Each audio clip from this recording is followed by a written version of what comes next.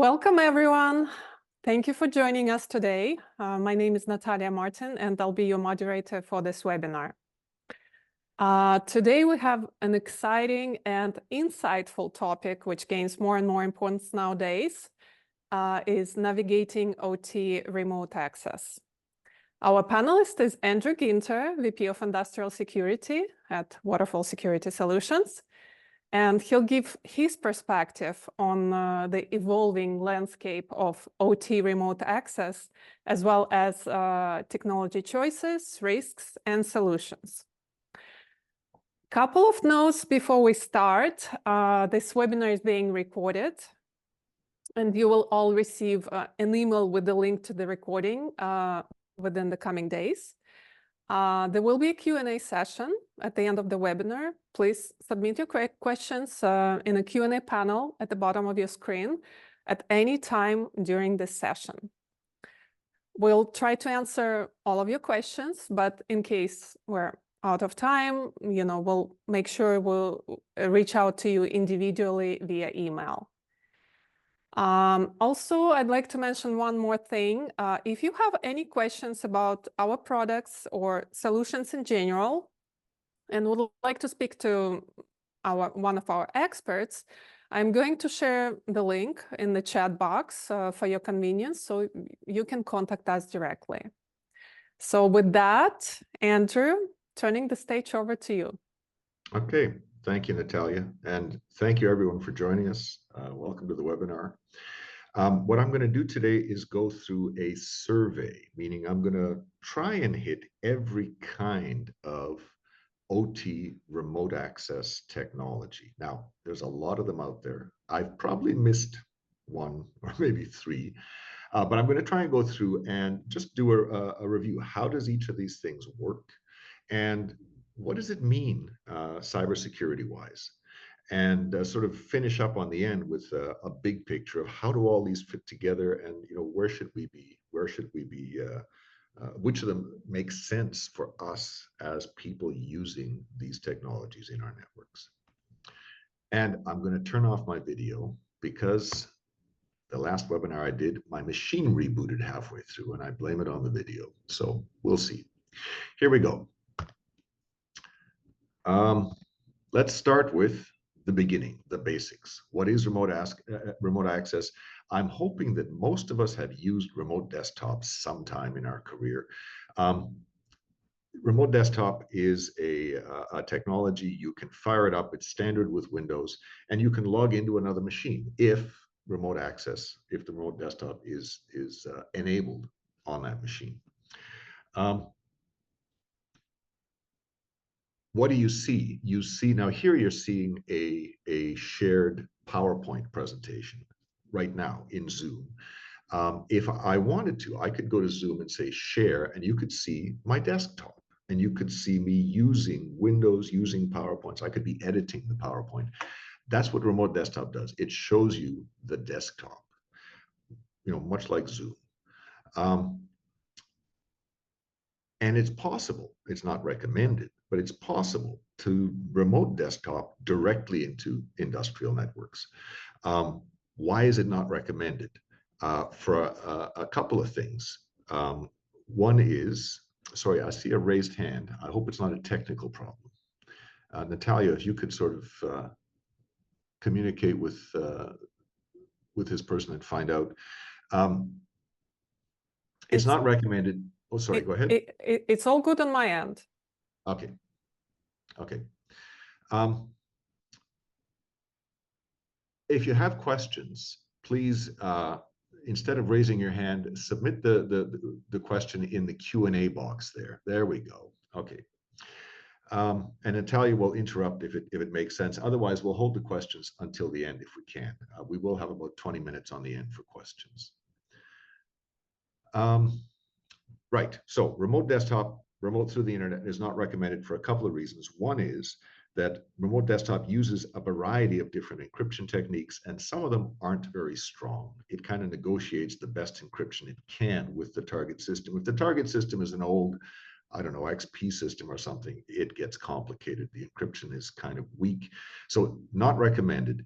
There's a second reason it's not recommended, and that is if I want to remote into 73 different devices in my industrial network, I have to have a path configured through the firewall for every one of those 73 devices. I need 73 ports open. And this is a problem because if I can connect to those ports, as a rule, everybody else is going to be, on the internet is able to connect to those ports as well. And if I have, how many of us have XP systems still in our industrial network? Lots of us.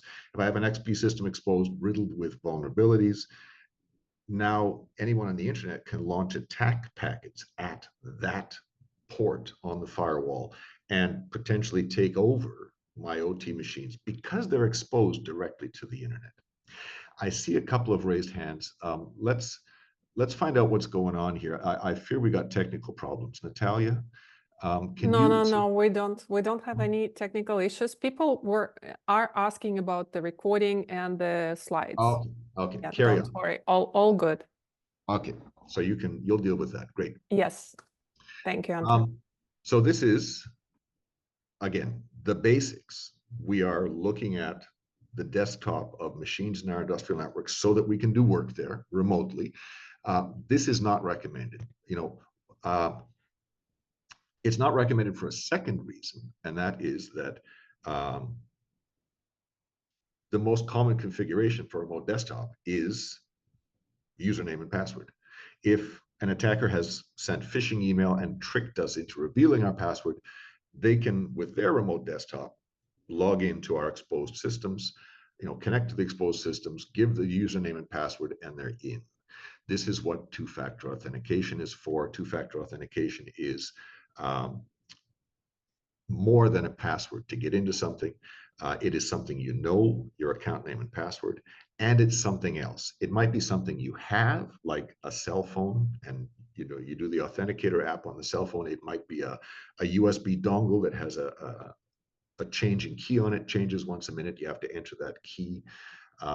It might be a fingerprint. It might be a facial recognition. It's something in addition to just a password. This has to be supported in the endpoint, in whatever is receiving the connection, but a lot of endpoints support this technology now. And it's not perfect. I mean, way, way too many documentation out there says we should be doing secure remote access. Really? What is secure? Secure is encrypted and two-factor. Then you're secure.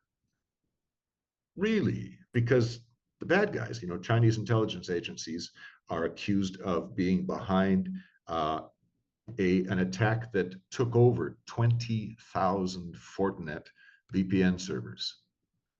How'd they do that? With a vulnerability. They found a 0-day, they exploited a vulnerability. Didn't matter if those VPN servers had passwords and two-factor authentication. They bypassed all that by taking advantage of a vulnerability. So I do not like the phrase secure remote access. What's the first law of SCADA security? Nothing is secure. Security is a spectrum, not a discrete state, a yes or no state. Therefore, nothing is ever secure. We can talk about remote access security. That's what we're doing here. We're talking about the security of remote access, how to make it stronger, how not recommended to use it. But nothing is secure. So encryption, two-factor are fundamental to the security, making remote access more secure. I do recommend two-factor, but we have to understand it's not magic. It does not make us secure. The next step up from exposing hosts directly to the internet is virtual private networks. How does this work? And let me give a word of caution here. Most of what I'm talking about here are technologies, not products. So a technology is sort of a way of doing things. The remote access market is mature. There are dozens and dozens of vendors. They have dozens of products. The products have an enormous set of features. Many of the products out there have a whole bunch of this stuff built in. And you know, when I talk about a VPN, if you buy a VPN product, it might have something like a remote desktop built in. It's already got two-factor built in. It's already got a bunch of the other technologies I'm going to talk about built in. So when you look at a product, you've got to ask what technologies are built into the product. These are technologies I'm talking about. And again, the space is enormously wide. Pretty much everything I say is going to be contradicted by something out there, but sort of general ideas and technologies are what I'm trying to communicate here. So let's talk about virtual private networks, VPNs, as a technology. Where did they come from? In the beginning, VPNs came from the desire to work remotely. If I have a laptop and I carry it into my office and I connect to the physically connect, in the old days, you connected a wire from the laptop into the switch that was the office switch. Now my laptop is on the office network. I can send messages to any other device on the switch. I can use the facilities in the office. That's physically connecting. A virtual private network originally tried to reproduce that experience remotely. So what it would do is set up a virtual network connector on your laptop saying, this is the office network. And the laptop would say, oh, good, I'm connected to the office, and would send messages to that virtual connector. They would go through, encrypted through the internet. They would show up in the office as if the laptop had been directly connected to the office. This is the original vision. And this is why a lot of the latest advice out there, and I'll get into that in a minute, the latest advice is saying, the day of VPNs has come and gone. We should be using other technologies. Why? Well, because if I carry physically my laptop into the office and I take a wire and plug it into the switch, and there's something nasty on my laptop, that nasty can activate and say, oh, look, I've got a bunch of new victims, and start sending messages out to the office machines trying to take them over. Because I'm on the network. A VPN is like that. Again, a classic VPN connects my laptop to the network as if I were local. If I have malware on my laptop that spreads automatically, it will say, oh, look, I've got a new network connection, and we'll start sending attack packets throughout the office network. Well, here we're not talking offices. We're talking industrial networks. We're talking equipment that might be very old, might not be patched. We're talking a lot of XP equipment still out there. We cannot afford to have a contaminated laptop spewing attack messages throughout the OT network because we've connected with a VPN. This is the main criticism of VPNs. Now, there's a lot of different VPN technology out there. Some it's IPsec, the Internet Protocol Security Standard. When I used it last, this was 5-6 years ago, was complicated to set up, but it's a standard. And so, the claim to fame was that you could have one vendor's client talking to another vendor's server, it would all work. Today, my understanding is that most VPNs are tunneled through TCP, which to my understanding, and I haven't looked into this recently, I don't think there is a standard for TCP VPNs. I might be wrong.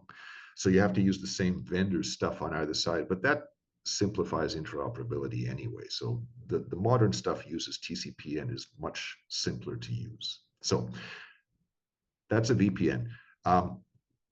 Today, if you buy a VPN product, it might even have firewalling capability built in so that it cannot send messages to arbitrary hosts in your OT network. It might be configured to send messages only to some of the hosts. So some of the features of firewalls and a lot of this technology I'm going to talk about might be built into today's VPN products. But what's important is to understand the technologies so that we can ask the vendors, which of these technologies have you got in this product? What am I buying in this package that you call a product? And the concept of a VPN is that you can send messages from your remote computer into a distant network as if you were locally connected. And so the modern some of the more modern advice, think NERC-CIP. In the North American electric sector, the critical infrastructure protection, they call it a standard, but it's a regulation. If you are required to follow the standard and you fail to, you can be fined up to $1 million a day. No one's ever been fined that much, but it's the rule for parts of the most important parts of the North American electric grid. That standard says you cannot connect a remote laptop through a VPN into a critical network, an OT network. You must go through what they call an intermediate host. Everyone else calls it a jump host. What does this mean? It means whatever encryption you've got goes to a host, and the host is running, could be running anything. Imagine that it's running just Windows, and you bring up, remote desktop through a VPN, and now you have the screen of the jump host on your screen, and you can operate the jump host. What you've done is configured the OT firewall to allow connections from the jump host through the firewall, but not from the rest of the world through the firewall. The only way that remote desktop, or what they call interactive remote access, human-driven remote access, the only way human-driven remote access can get into the OT network legally with NERC-CIP is through a jump host. You must go to this intermediate host, and it's a little more secure because you're not opening up the firewall to the entire internet. You're not opening it up to the entire IT network. You're opening it up to one host. What's on that host? Well, if it's Windows, my recommendation is automatic update it. Okay, we might be very fussy about patches in the OT network because there's a risk of blue screening part of the control system and the whole plant going down, the whole grid going down. Who knows? If the jump host goes down because Microsoft fumble fingers a software update and blue screens, it's an inconvenience. We have to drive into the site instead of work remotely. It's not critical to the operation of the site. And so I recommend that the jump host be antivirused to the max, locked down to the max, automatic updated to the max. Every kind of IT protection you can imagine, throw it on the jump host, because it's a convenience. It's not essential to the security of the OT system. So this is sort of the claim to fame of the jump host, is you can have a hardened intermediate that is stronger than average, might even be stronger than the other machines on your IT network, that is your access point into the OT network. A second thing that I don't want to forget here, I said your jump host is a Windows box. It doesn't have to be a Windows box. It can be a box running virtual machines. It can be you can get a separate virtual machine for every session. Instead of running vanilla Windows and bringing up a desktop, you might be running an application on that jump host, an application that says, okay, you're allowed to do these 4 things. That's all you're allowed to do. Here you go. And you can configure that application as to what you do. In my understanding, and again, I haven't worked with all these, but in my understanding, a great many of the OT remote access vendors sell exactly that, an application that you can configure to say what's legal for me to connect to in the OT network, so that a vendor coming in can see their equipment but nothing else. An IT person coming in can see the IT infrastructure on the OT side, but not necessarily all the programmable logic controllers, and so on. It gives you some finer grained control, that application in there. One of the kinds of application, a special kind of application, is known as a password vault. And this is where you log in, it shows you, it challenges you with 2-factor authentication. What's your username, your password, your RSA dongle, your whatever, and you get in and it says, okay, you're allowed to connect to these 17 machines. And you say, I would like to remote desktop to that machine. And, that machine, let's use a different example. I would like to SSH into a PLC, command line interface. Okay, the PLC is a little bit stupid. It's only got 2 accounts. It's got the admin, the admin, the root account, and a single user account. That's it. And anyone who wants to log in has to know the password. And in a conventional system, you might have dozens of people who know these passwords because they have to log into these machines from time to time. And bluntly, it's hard to keep track of passwords for 700 PLCs. And so a lot of the PLCs, I'm sorry, are going to have the same password. And this is not good. If one of our people leaves, there's a risk that they're going to leak the password information because they're annoyed because we fired them or whatever. Shared passwords are a problem. So the password vault is a way to deal with shared passwords. It has the only thing in the world that knows all the passwords to all of our 700 PLCs is the password vault. And when we say, please let me log in, either it uses its stored password, logs in, and there you go. Me as the user, I never saw the password. Or if I need to give the password, because let's say I got a really old PLC, all I have is a telnet connection to it. It's going to ask me for a username and password. I have to enter the password manually. What the vault does is before it, I say, please connect to the PLC with telnet. It logs into the PLC and changes the password to a random password.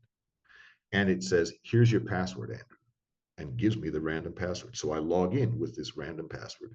I do my thing and I log out. And the application is, I logged in through the application. It knows when I logged out. It immediately goes to the PLC and changes the password back again to something I don't know. So now the only thing in the world that knows the passwords to our 700 PLCs is a password vault, which means it had better be redundant, because if smoke rises out of this thing, we don't want to lose all of those passwords. But this is a way to manage passwords that would otherwise have to be shared. It's a very useful capability when you've got many people dealing with many pieces of equipment that have a limited number of passwords. Cloud Rendezvous. This is sort of the modern way to do remote access. This is what you and I are doing right now. You're seeing the PowerPoint on my screen because I'm sending it into Zoom, into the cloud. Zoom is on the internet. And you are logged into Zoom as well. And Zoom has used the meeting ID to connect us, to rendezvous your connection with my connection so you can see my screen. If I give you permission, you can take over my host. This is, Zoom is a way to do remote access. There's a lot of remote access providers out there that work like this. I mean, Zoom is really optimized for webinars and for meetings. There's a lot of support providers out there that are optimized for support. You can have, 700 machines, all with a connection into the internet, saying, I'm this machine, I'm that machine. And when I come in as a remote user, I need to rendezvous with one of those connections. And I do it with some kind of ID.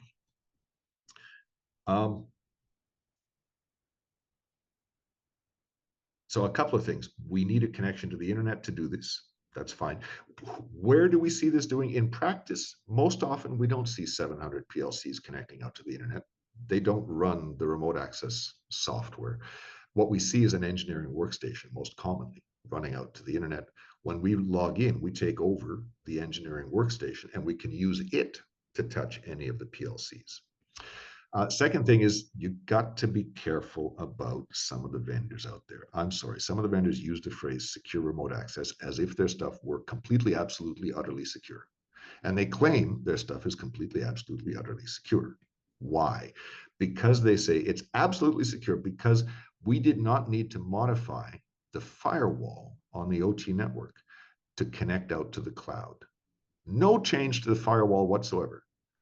Well, that's not true. That might be true for a small shoe factory. It might be true for the smallest, least consequential OT systems out there. If you've got any kind of OT system with any kind of real consequence, if it's compromised, you're going to start doing, 62443 and other best practice. That best practice demands what's called deny by default, which is for outbound connections, you can connect to specific IP addresses on the internet, but you cannot connect to anything you want. You deny connections by default. If you do not match one of the allowed connections, your connection is denied. So if I install that remote support software on my engineering workstation and try and connect out to the internet, it's going to fail. It's going to fail because there's no rule in the deny by default firewall that lets me out. I've got to add a rule to the firewall.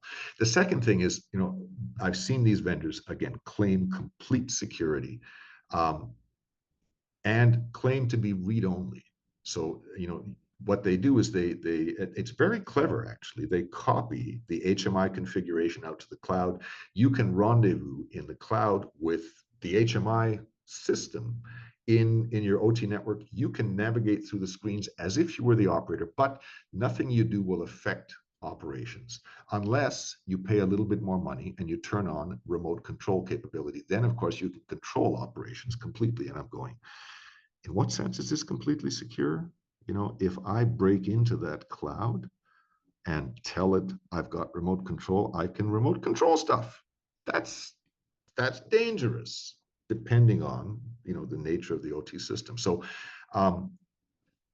it's a useful capability. Just beware the completely secure label. We have to understand the residual risks here and use this class of technology where it's appropriate. And it might be entirely appropriate in a small shoe factory. It's probably completely inappropriate for a high-speed passenger metro switching system, where the worst case consequence is trains collide and 300 people die. So this technology exists. Let's switch gears. The latest advice out of a lot of, now this was, I'm getting confused. This has got, I think, 4 or 5 national OT security authorities behind it. This is, got a number of national authorities behind it. It's a document that came out in, I think, May, April, something like that. It's about remote access. It does not say modern approaches to remote access security. It says network access security. I don't know why.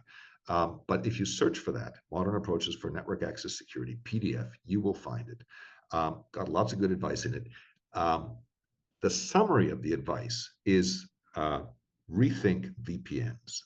VPNing into a system where you can send a message to any device is a bad idea. They don't mention jump hosts.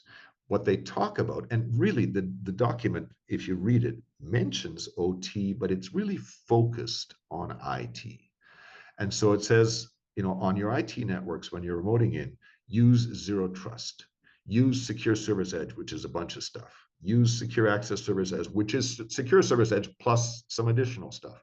And for the really high consequence OT stuff, use hardware enforced network segmentation. So we're going to go through each of these technologies really quickly. There's a lot of them here.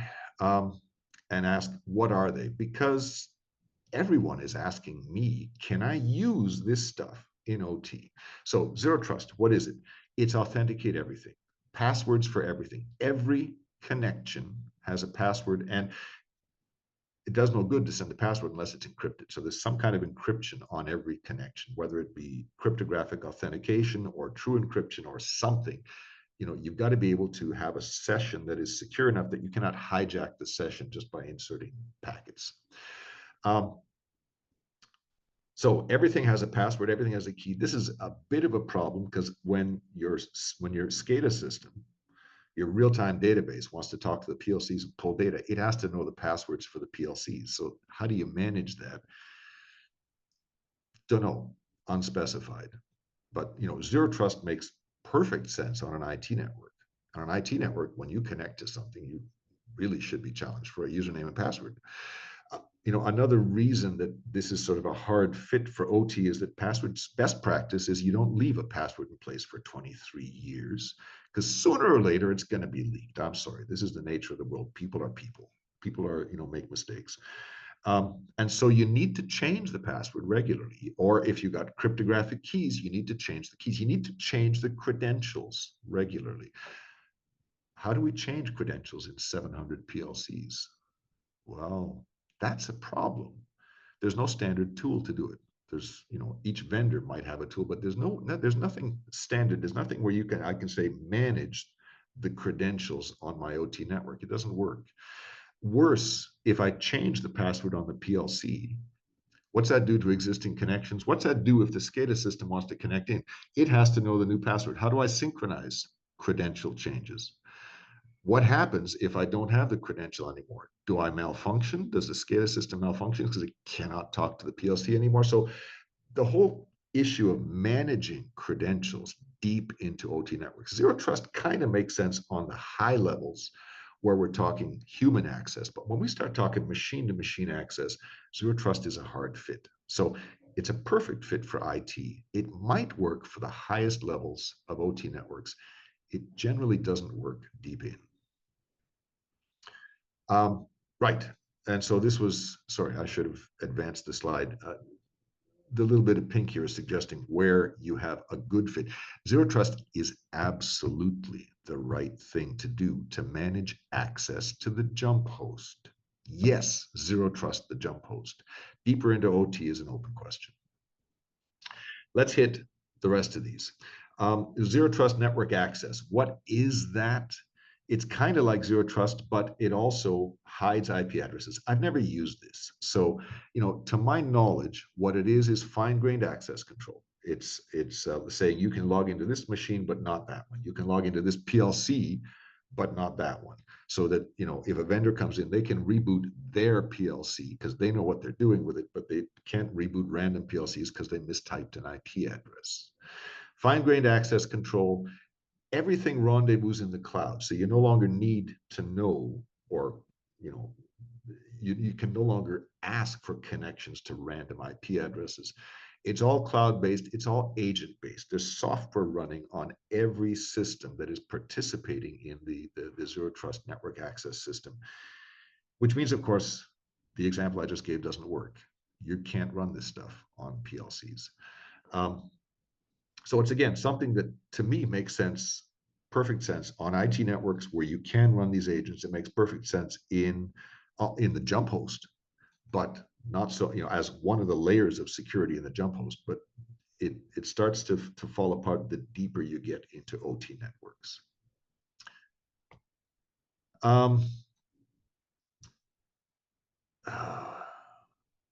Cloud security web gateway and cloud security access broker.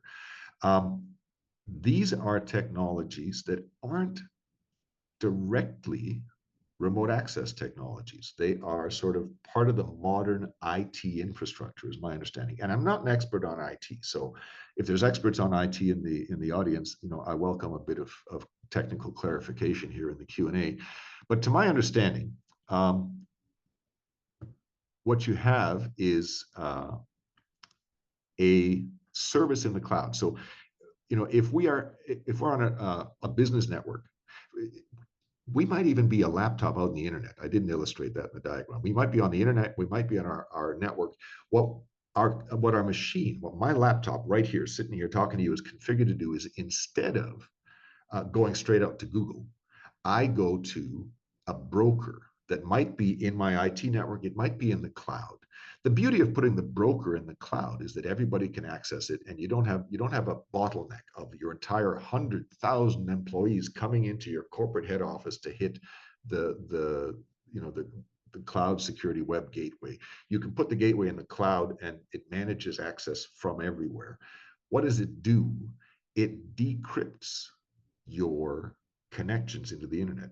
You try to connect to Google. Google's going to say, let's negotiate an encrypted connection. Google doesn't work unencrypted anymore. And it negotiates that connection with the cloud service. The cloud service negotiates a different encrypted connection with my laptop. And now the cloud service can see what I'm sending Google and can see what's coming back. I am using a corporate asset. I don't have an intrinsic right to privacy when I'm using corporate assets. So it's fine for the service to be looking at all my traffic so that it can detect nasties coming back to me. It's doing intrusion detection. It's doing, encryption. It's doing a lot of good stuff. It's blocking me from accessing sites that are just dangerous. So the web gateway does the inspection, and the access broker does the access control, so that A, I can't go to dangerous websites, and B, some businesses don't want me going to, I don't know, Dropbox, because the official file sharing is SharePoint. And they don't want me using random cloud services and potentially leaking sensitive information into the cloud. So, it can be useful to do remote access. It says you can use this remote access service provider in the cloud, but not that one, because we don't have we're not set up for that one. Use this one, it's the approved one. So it can control my access to cloud-based remote access systems. Is kind of the claim to fame, and gives me a lot of other IT style security beside. Do we use this in OT? You know, nobody on an OT network ought to be out going to Google. Nobody on the OT network should be reading their email. This doesn't really fit the OT model, except maybe to control remote access if we're using a cloud-based remote access server in OT. Firewall as a service. Again, what we have is a firewall in the cloud. Why would you do this? Well, because then someone else is managing the firewall for you. Especially if you have a firewall with a lot of complicated rules. And in my understanding, how this works is, your remote users are not connected directly. Well, they're connected to the internet, but their traffic all goes through this firewall. The traffic for your business sites, your offices, goes through this cloud firewall. Your complicated firewall rules are all managed in the cloud, automatically backed up, automatically updated, latest security updates, all of the benefits of a cloud-based service. You still need a device. It's got the name firewall. You still need a device in each of your sites, in each of your offices, because the firewall provider has to get through that device, usually with some kind of tunnel, so that it can provide fine-grained access to the contents of your IT network. But that device has a very simple configuration. It says, allow connections to the cloud firewall, allow nothing else. You don't have to manage this device as aggressively as you have to manage the complicated asset in the cloud. Do we see this used on the OT side? Again, if you have a simple site with consequences that are acceptable if you're compromised, yeah, you could use one of these. You could, if the worst case consequence of compromise on a small shoe factory, on any other industrial site, if the worst case is acceptable, buy insurance. Do what the insurers want. Manage your OT asset as an IT asset. That's fine. When the consequences become unacceptable, this is where the engineering, change control, discipline kicks in. This is where safety critical constraints start dropping on us. And we start becoming very reluctant to connect anything to the cloud, just because of the risk of somebody compromising something in the cloud and reaching back into our critical OT network through that internet cloud connection. Okay, the next section of advice in the remote access document, the network access document, says secure access service edge is, no, I got the acronym wrong. Sorry, there's a typo on this slide. My apologies. It's, I don't even know what, I've lost what SaaS stands for. But whatever it stands for, it is SSE, Secure Service Edge, plus a bunch of additional services, namely software-defined WANs and next-gen firewalls. So let's touch on what is a software-defined WAN. It could be local in your OT network. It could be remote in a cloud service. I mean, most examples that I've heard of for SD-WANs, and my apology, I've never used one of these directly. Most examples I've heard of are in the cloud, managing connectivity between your company's cloud services. So if you've deployed 6 services into the cloud, the software-defined WAN will let you manage access and connectivity between them. But they can be used on OT networks as well. What's a good example? Think of a pipeline stretching across the continent. What software-defined WAN does, in my understanding, is you sort of draw in the head of the the WAN, the software-defined WAN, you draw sort of a virtual picture of this is my network virtually. This is the kind of connectivity I need in my network. And then you set up a whole bunch of probably redundant physical connectivity. So with a pipeline, if it's a petrochemical pipeline, this is a safety critical asset running the width of the continent. You need to manage connectivity to the pumping stations. If you lose connectivity to one of your pumping stations or one of your compressor stations, you probably have to shut down that segment of pipeline. And so you have dramatically multiply redundant communication. So you might say, my logical picture is I have a network running the length of the pipeline. And what I have into each of these stations, pumping station, valve station, whatever, switching station, every station might have a connection to the fiber that we own, that the company owns running the length of the pipeline, and a connection to the local internet over DSL with an agreement with whatever local internet provider is in the jurisdiction of that station, and a cable provider, two different media, and for emergencies, a satellite provider that can provide communications to most of our pumping stations, maybe not all of them, and plain old telephone with 56K modems as a desperation fallback if everything else fails, and probably two or three other providers as well. Some T1s to a bunch of our stuff, some MPLS lines to another bunch of our stuff. And what the software-defined WAN says is, how much bandwidth do I need right now? What's the cheapest way to get that? What's the most secure way to get that? What's the normal way to get that? It sets all that up.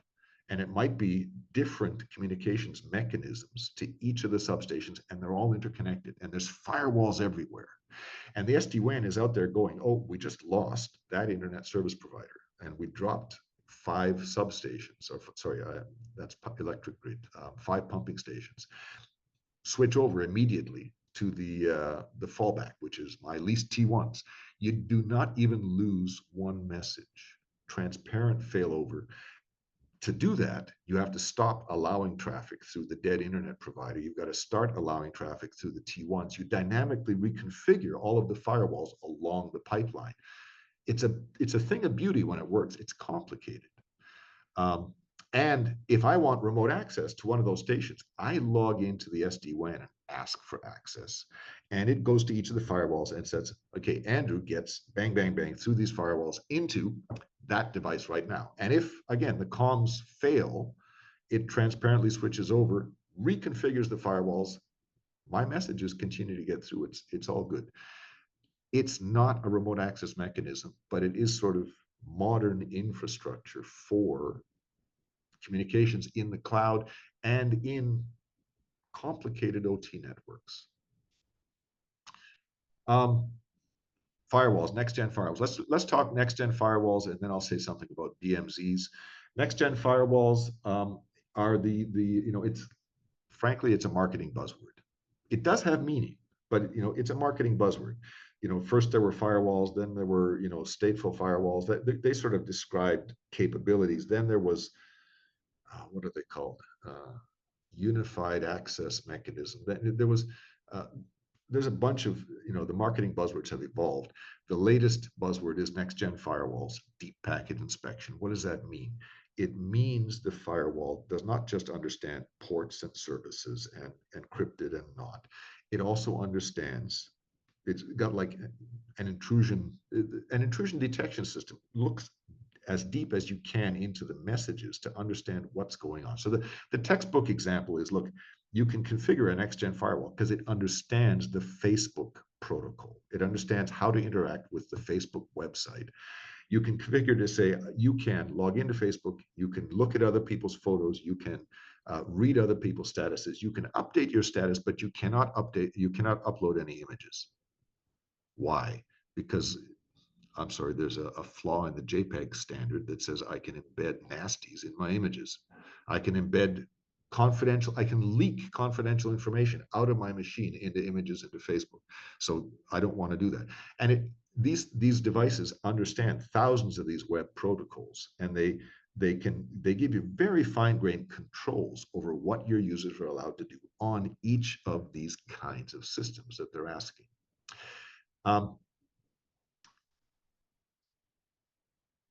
you will, so that's the next gen protocol, firewall rather. A demilitarized zone is a network between networks.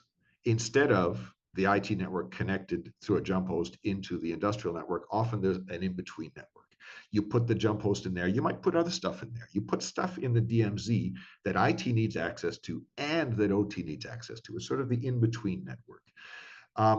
Ideally, the DMZ is set up with what's called a protocol break. So there are no connections that start on the industrial network and go all the way through to the IT network or out to the internet. Every connection from the industrial network ends in the DMZ. Every connection from the DMZ out ends in the IT network, not the internet. Ideally, that's what a protocol break is. But technically, what a protocol break is, and again, it's a marketing term. The meaning varies from time to time. Technically, what it means is the connection ends in the DMZ and a new one starts, and you've stripped off, it might even be the same protocol coming in and going up, but you stripped off some of the message headers, at least some of the message headers. Ideally, you've got different protocols. You've got OPC coming into the DMZ, and you've got Pi historian client server protocol going out of the historian. Ideally, it's a completely different protocol. So DMZ is between networks. Protocol break is sort of a best practice for configuring the DMZ. Next-gen firewalls give you deep understanding of certain protocols. They do have a deep understanding of some industrial protocols. Some of these next-gen firewalls will do OPC, for example, saying you can read from all of the registers, but you cannot write to these tags. So that's a good thing. But a problem with these firewalls is that in order to see deep into the message, if it's an encrypted message, you have to decrypt it. And so that is something you have to manage. There are ways to decrypt it. They're complicated in my estimation, but it is possible to do this.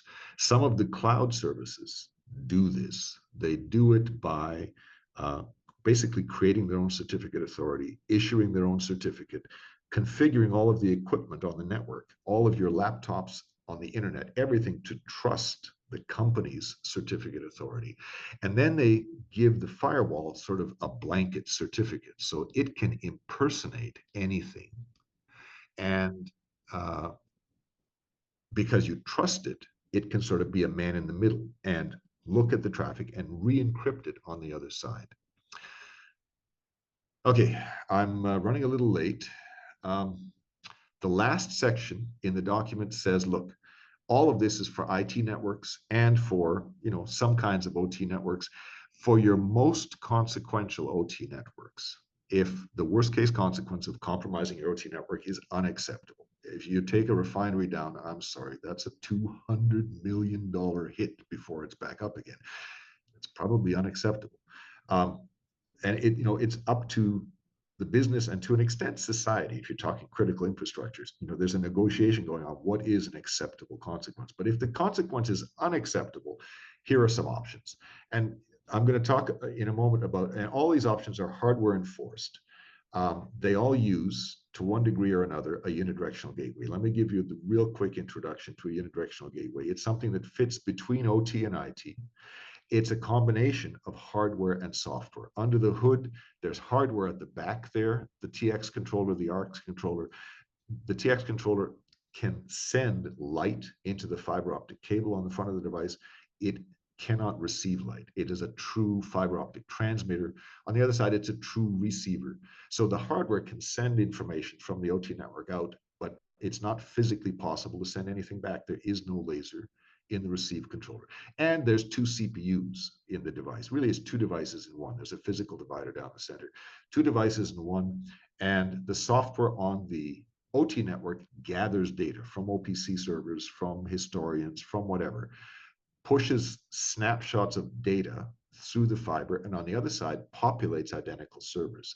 So if you've got a Pi historian on the inside and you've got an enterprise Pi historian, the software synchronizes the two through the one-way hardware so that the historian on the outside has all of the same data as the inside. So the OPC server on the outside has exactly the same data as the OPC server on the inside. Now anything on the corporate network who needs the data can ask the enterprise server for the data, gets the same answer as the live system, the industrial system would have given, without ever sending any information, any packet, any potential attack through the hardware back into the OT system. Why is this important? Because the first remote access technology, hardware enforced remote access in the CISA and company document is unidirectional remote screen view. How does that work? It's a unidirectional gateway, but instead of making copies of the historians, it makes a copy of a screen, usually the screen, the workstation screen on an engineering workstation. You know, an engineer has trouble, sees a bizarre error message, calls up Microsoft because we got a premium support contract with Microsoft. The Microsoft person says, log into my support, server on the web. I will take over your machine. I will fix your problem. And the engineer says, over my dead body. Literally, this is a safety critical system. You're not touching my system. But the engineer turns on remote screen view, starts sending messages out to a web server on the other side of the gateway. The support person can log into that web server, can see the screen and can say, oh, okay, I see the error message. I see what the problem is. You need to bring up system diagnostics. And they can see the mouse move, and they can move their mouse all they like. Nothing gets back through the one-way hardware. The engineer on the inside has to be the one listening to the instructions and moving the mouse. They see the mouse move, and they can give advice and say, no, that's not system diagnostics. Go two further down. There you go. That was communication diagnostics. This is system diagnostics. And they work together to solve the complicated problem. The vendor sees the process as supervising site personnel in the course of correcting a complex problem according to the vendor's policies and procedures. The site people see this differently. Whose turbine is this? Whose laser cutter is this? It's ours, thank you. We want to know what the vendor has done to our equipment. And so the vendor sees the process as supervising personnel at site.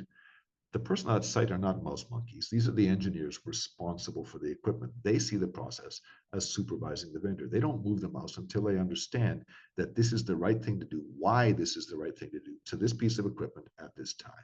So that's remote screen view. The problem with remote screen view is that it is attended. You need people at the remote site.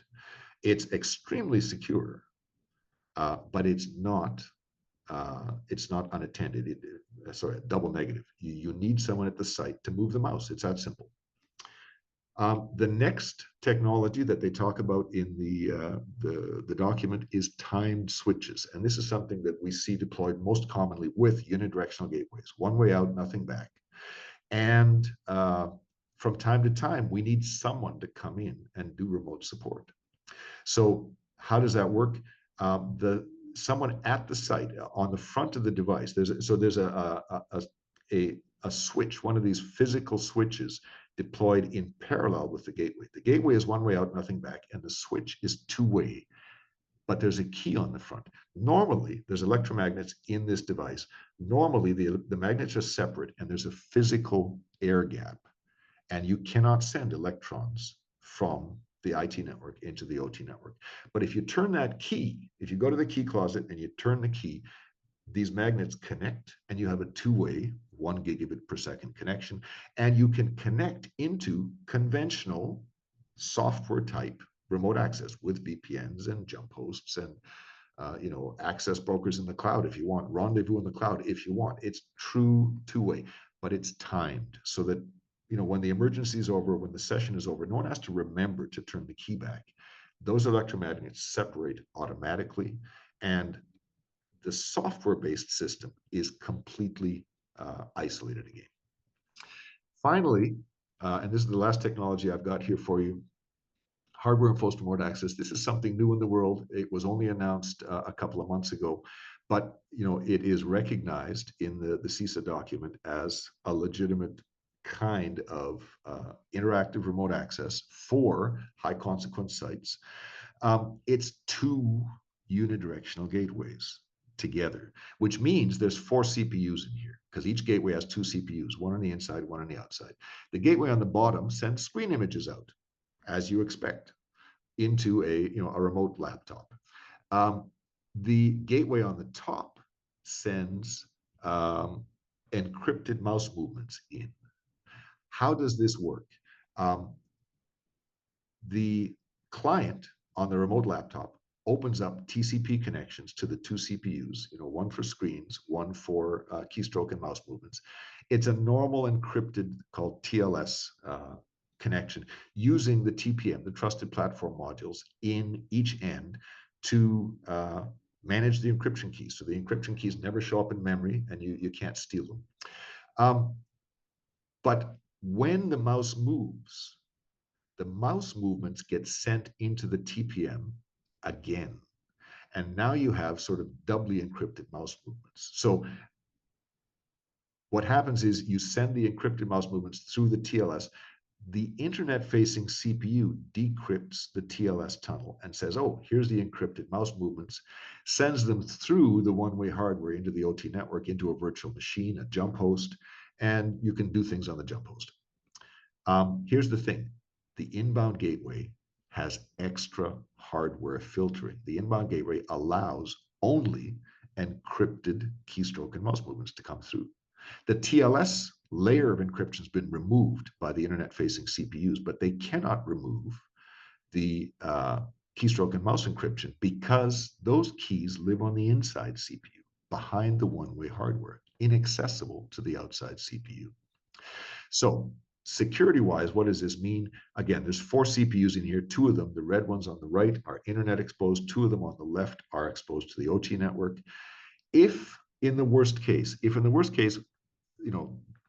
whoever, the Chinese intelligence, instead of compromising 20,000 Fortinet VPNs, compromises 20,000 of these Hera devices, they're going to compromise the internet-facing CPUs. That's all they can compromise. They can't reach the other 2.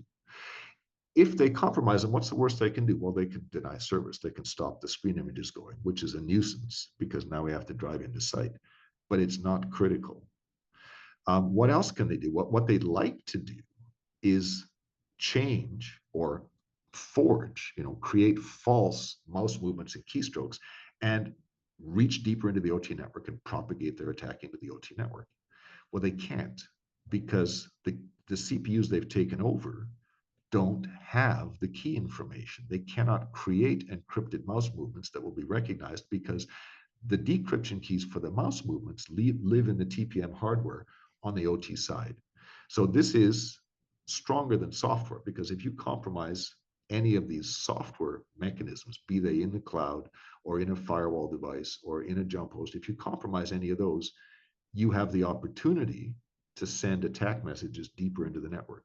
Here, the hardware filters out. If I try to send an internet protocol message through this hardware, it rejects it. It says that's not encrypted mouse movements. And if I send encrypted mouse movements through, they're going to be rejected here unless I've encrypted them with the correct key. So again, stronger than software is what hardware enforced means. What's left over, residual risk, big picture, if we have software at our industrial site exposed to the internet directly or indirectly, we risk a bad guy taking over the software and using the compromised software to send attack messages into our OT network. If we do this through the cloud, we risk someone taking over the endpoint in the OT network or the cloud. And again, if they can get in, if they can find a vulnerability in the software, they can forge their own messages and start attacking things inside the OT network. And if you have hardware enforced remote access, you've got hardware in the way, be it unidirectional remote screen view, or if you've got the Hera hardware, even if you compromise the software in the hardware device, the one-way hardware, the hardware filtering saves you from the attack propagating into the OT network. And so, the way it's positioned is you've got sort of old school VPNs and jump hosts and password vaults. In the new world of IT remote access, where almost everything. I mean, a lot of offices hardly even have a local area network. They just put all of their machines out on the internet. Everything is in the cloud. When everything is in the cloud, this stuff makes a lot of sense. SSE, the SAS, the ZTNA, all those cloud services are sort of the new way to manage remote access to an organization's cloud services from wherever people are on the planet. So powerful new tools, very cloud-based. And for the most consequential OT sites, when it's unacceptable for someone to breach some software and break into the site, we have different kinds of hardware, hardware enforced remote access, the strongest of which is still remote screen view, but remote screen view needs to be attended. The strongest unattended remote access currently in existence that I'm aware of is HERA. That's what I had for you. Sorry to talk so fast. I had a lot of material to get through. I hope it was useful. We've got some Q&A now. A word about Waterfall. We invented the unidirectional gateway. We have the HERA and the remote screen view products. We're installed all over the world. We're trusted by critical industrial infrastructure all over the world. The bottom line, Zero Trust is a great fit for IT networks. It's a great fit for jump hosts on the IT networks.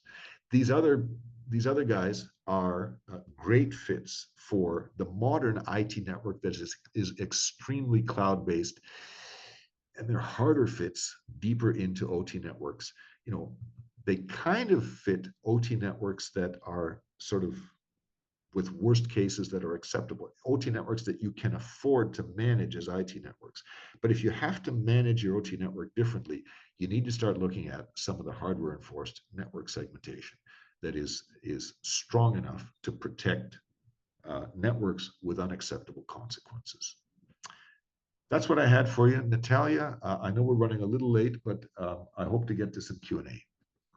Yes, thank you, Andrew. Great presentation, like always. And yes, we have a lot of questions. Let's take at least a few, and we'll answer the rest via email. So the first question is, what are your thoughts on implementing zero trust architecture in OT environments, given their unique availability requirements? Right, so I think I covered that, but let me hit the high points again. Because Zero Trust authenticates every connection, we need authentication information, be it encryption keys, authentication keys, passwords. We need authentication information in every endpoint. There is no standard way to manage that. There's no clear understanding of how to manage that in a way that is transparent, so that if we change, and in a sense instantaneous, so that you can update your authentication information from time to time. I mean, best practice is somewhere between 6 months and 2 years. You should be updating everything. We need a way to update it without shutting everything down. Now, if you shut everything down every night anyway, Zero Trust might be a good fit for you, but most of us need to run our stuff continuously, and Zero Trust falls apart. It's a great fit for IT, where I can reboot my laptop from time to time. And if I can't connect to Google for 5 minutes, it's a minor nuisance. The plant does not trip. But when the plant trips, when we lose connectivity, when the pipeline by law has to be shut down if we lose connectivity with a pumping station, Zero Trust is not such a good fit that deep into the network. Okay, thank you. What kind of OT environments could utilize HERA the most? Again, it's a question of how strong you want your remote access to be. I mean, I see people with, physical processes that I would say, if it shuts down, it's going to cost you $10 million. You can buy insurance for that. It's not that big a deal. And they go, well, nuts to that. Why would I use something weaker if I can use something stronger? And they use HERA. Where you really do start to need HERA is if your consequences of compromise are unacceptable and you still need some kind of remote access, power plants, refineries. These are great fits for HERA. To be fair, I do not ever expect HERA to be used at a nuclear site. Why? A nuclear generator. Why? Because there's residual risk. If someone breaks into my basement or my hotel room and puts a gun to my head and said, log into the nuclear plant, do it now, what am I going to do? I'm going to log in. If that threat is a credible threat, if you believe that people would do that to you, HERA is too dangerous. So for the extreme high end, you're still going to use remote screen view where someone is supervising you. And if there's a gun to your head, I'm sorry, that someone else is moving the mouse. You're not moving the mouse. But HERA is a great fit. It fits between the high end of software-based remote access and the sort of extreme of hardware-based remote access, which is remote screen view. Okay, thank you. How HERA client TPM has the right key sets of keystrokes, mouse movement encryption that can be accepted by OT exposed gateway TPM? Can you say that again? It was a complicated one. Okay. How HERA client TPM has the right key sets for keystrokes, mouse movement encryption that can be accepted by OT exposed gateway TPM? Okay. So if I'm hearing it right, the question is, how does the OT CPU's TPM get those keys? And the answer is those keys are pre-provisioned. The certificates are pre-provisioned. When you configure a user, the provisioning process puts the key information into the TPM of the user's laptop. That user cannot log in on any other device. They're stuck with that laptop. That's the only laptop whose hardware has the certificates in it. And part of the provisioning process is to go into the OT network and provision those certificates into the TPM of the OT CPU in the HERA device. So once that's pre-provisioned, now you can negotiate session keys. You can set up your TLS. You can do all that using the key information. So that's the secret is you cannot log into a HERA system with a username, password, and two-factor. You have to have the device that has the matching certificates installed. Thank you. Next question, how does this solution differ from Secomia's SRA? What would be the different use case solved? I have no idea what Secomia's SRA is. Okay. I assume is secure remote access. I'm not familiar with that product. My apologies. We can try and look into it and get back to you by email, but I don't have it. Sorry. Okay. Then one of the questions is, what are the similarities or differences between this jump host and the VPN remote access router device with firewall functions and security is built in and configurable? That's another complicated one. Yeah. So the question I think is, you can build VPN endpoints. I mean, I've talked about the VPN as if it were a separate thing. You can buy a firewall that does VPN as well as firewalling, as well as intrusion detection, as well as intrusion prevention. As well, you can do everything in the kitchen sink. You can do antivirus. You can do everything in the firewalls nowadays. And so the question is, how is a jump host different from a firewall with a VPN endpoint in it and some firewall rules?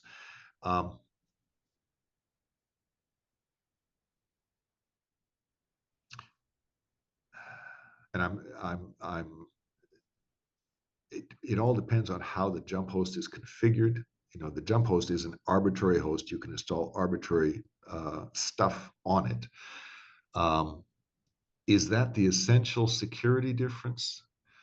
I know that NERC-CIP will not accept a firewall that has a VPN endpoint in it and has rules to control which hosts the VPN can connect to. I think the difference is this. Security-wise, imagine that the remote laptop is compromised and the malware wants to, let's say, connect to a remote desktop service. Let's say the malware is configured to try and propagate through remote desktop connections. And so it's configured with a handful of old Windows XP and Windows 7 vulnerabilities in remote desktop. If you connect the malware to the jump host, and the jump host is the very latest Windows, the very latest patch, completely up to date, none of those old vulnerabilities are going to work. It's going to bounce on the jump host and you're stuck. The malware is stuck in your laptop. You still have to clean your laptop out, but a different question.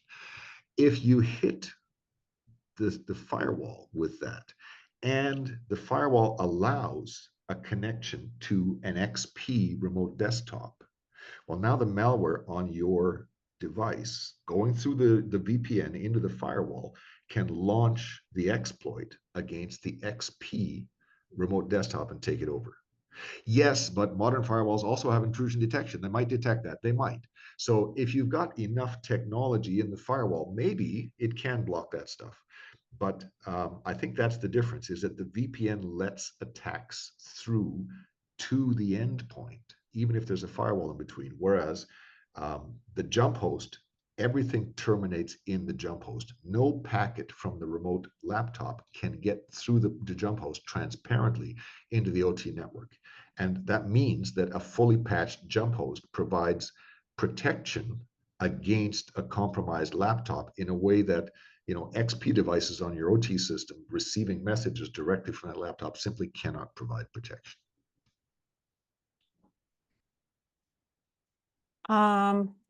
Thank you, Andrew. We are running out of time. Let's take one more question and I'd say wrap it up. Are SD-WANs more secure than firewalls? That's a good question. It's complicated. You see, SD-WANs actually use, in my understanding, they actually use firewalls. They dynamically configure firewall rules. In a sense, they are a kind of firewall. So are they more or less secure? They're both software. And SD-WAN is software. All software has bugs. Some bugs are security holes. Some of those holes, we've discovered, the good guys have discovered and are madly trying to fix. Some of those holes the bad guys have discovered and we don't know about, and they're using them against us without our knowledge. Both firewalls and SD-WANs are software. And in my understanding, SD-WANs use firewalls. They reconfigure firewalls. And so to me, they're similar in capability in terms of exploiting. You could exploit vulnerabilities in both. They are arguably a bit more secure because when I personally want access to a pumping station, I've got to ask the SD-WAN to open up a firewall path into that pumping station, and it closes it down when I'm done with it. So in that sense, it's a little more secure. What's the residual risk? What attacks still work? Work on both firewalls and SD-WANs. Here's one. The SCADA system has to have continuous contact with the pumping stations. And so if I break into the SCADA system, let's say the HMI host or the communications controller in the SCADA system, I can send packets to those pumping stations because the communications controller has to constantly be able to do that. And the SD-WAN will route those packets. So, SD-WANs are a little more secure because they're sort of on demand. They're an extra layer of, I have to authenticate to the SD-WAN before it'll create a firewall rule for me. But if the firewall's rules open already and I'm impersonating, by taking over one of the legitimate endpoints in the SCADA system, trying to propagate my attack to other endpoints, I would go right through the firewall. I would go right through the SD-WAN. So that's a long-winded way of saying I think they're a little bit more secure than a firewall. I do think they buy you some extra security. No silver bullet. They're not secure. They're more secure. They have additional security. Nothing is secure. Thank you, Andrew. Well, unfortunately, we're completely out of time. We'll answer the rest of the questions via email. I just want to say thank you to everyone. Thank you, Natalia. Thank you for your good questions. I will try hard to get answers to each of you who we didn't get to. It was quite a few of you in email. Thank you, everyone. On behalf of Waterfall, we'd like to thank you for joining us today, and we'll see you next time.